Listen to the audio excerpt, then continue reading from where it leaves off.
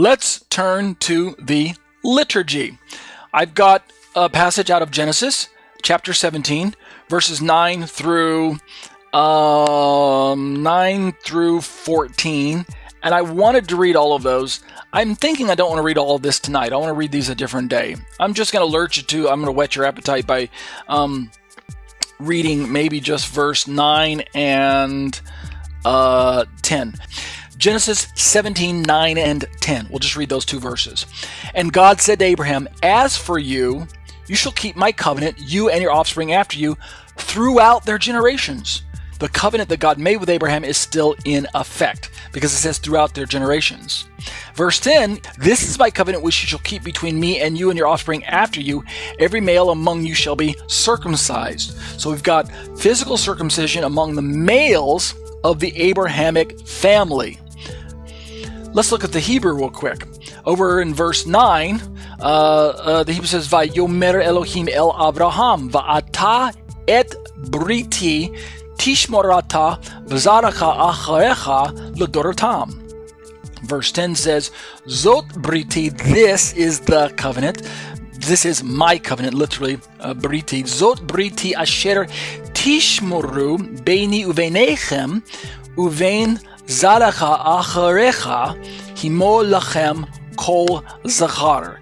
And there's not a lot of insight into the Hebrew that one needs to investigate to properly understand the English. It's properly represented by most English translations. So there's nothing really there I need to say this word could be better translated as that or something like that. So that'll be the reading from the Torah section out of the Hebrew.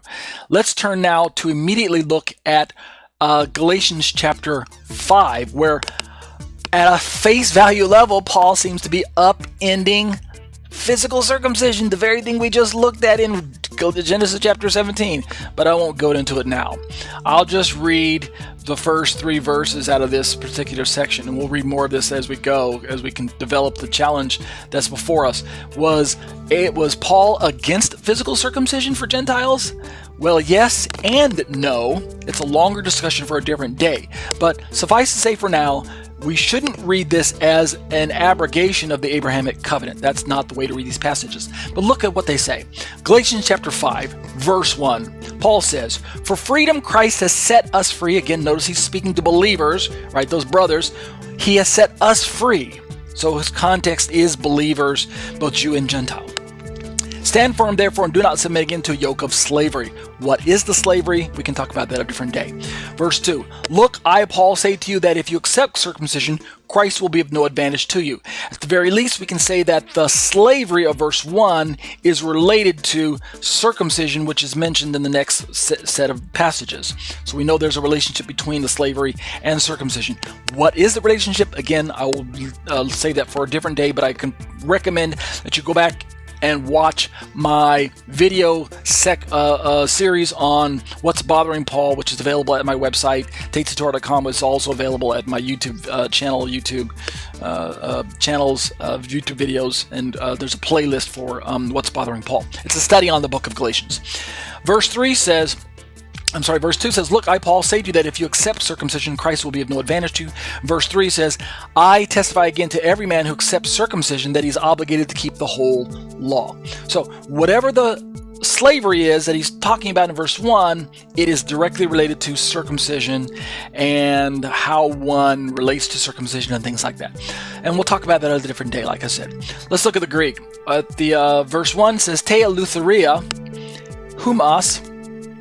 hemas Christos eleutherosin stekete unkai me palen zugo duleas inekeste." Verse 2 says, "Ide ego palas lego human hati in peritem nesta Christos humas uden o phelase." And verse 3 says, "Marturomai de palen panti anthropo peritimnameno hati Phelates estin halanton namon poiesai." And that'll be the liturgy for tonight.